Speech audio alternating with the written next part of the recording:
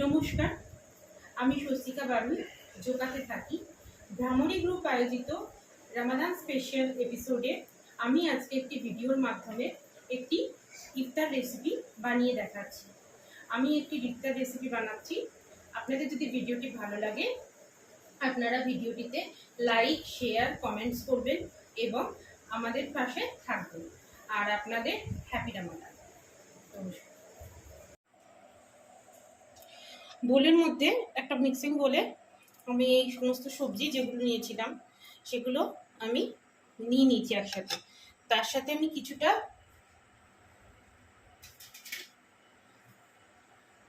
পনির great করে দেবো।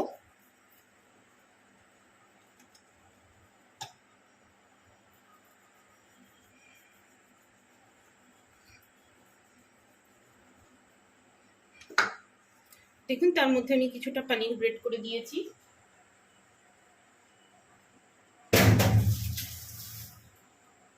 এর মধ্যে আমি দিয়ে দেব প্রয়োজনীয় পরিমাণ নুন,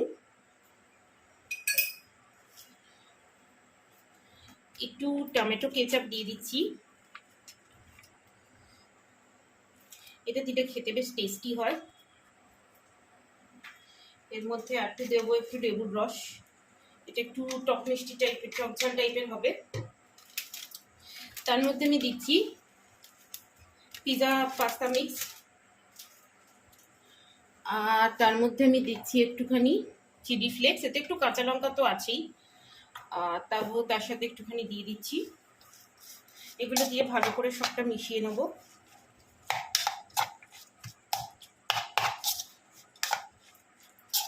আর বেশ একটা ভালো করে মিশিয়ে নিতে হবে সবকটা ইনগ্রিডিয়েন্টস। তার উপর থেকে আমি দিয়ে দেবো বেশ কিছুটা মজেরেলা চিজ।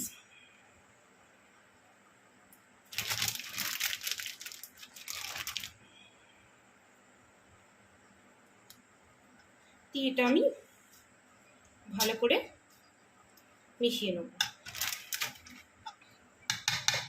আর তার সাথে মেশাবো একটু আদা রসুনের পেস্ট। সব ইনগ্রিডিয়েন্টসগুলো ভালো করে মিশিয়ে নিয়ে আমি এক সাইডে রাখবো। এবার আমি পকেটগুলো বানিয়ে দেখাবো।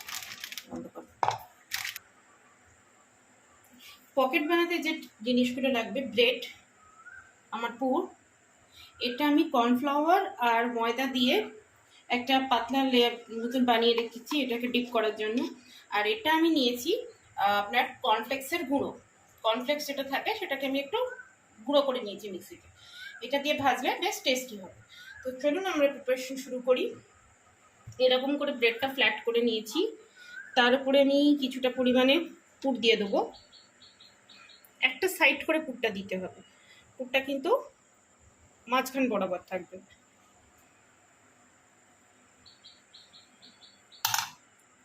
একটা সাইডে পুর দিয়ে আমি এরকম করে আটাটা লাগিয়ে দিচ্ছি, মানে এটা তো ওই ময়দার যে গোলাটা লাগিয়ে দিচ্ছি চারধারে।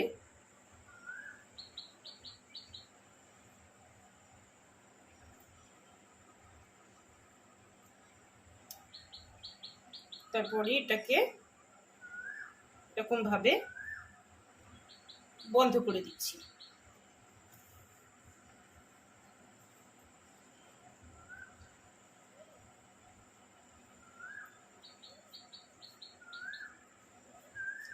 এরকম ভাবে চারধারটা বন্ধ করে দিতে হবে।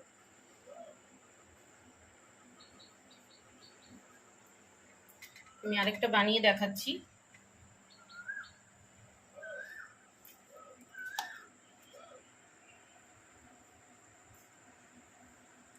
ব্রেডের এক পাশে পুরটা দিয়ে দেবো।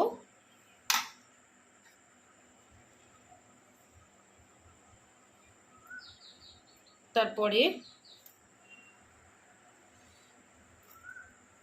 চারধার দিয়ে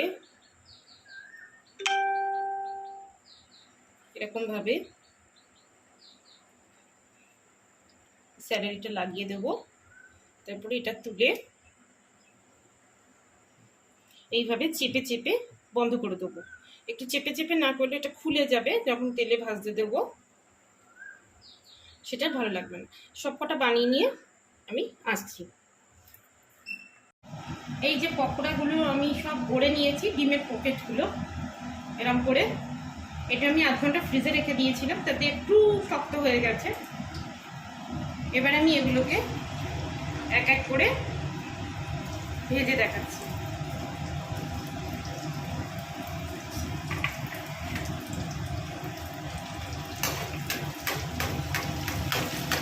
বেশ এপিট ওপিট করে ভেজে নিতে হবে।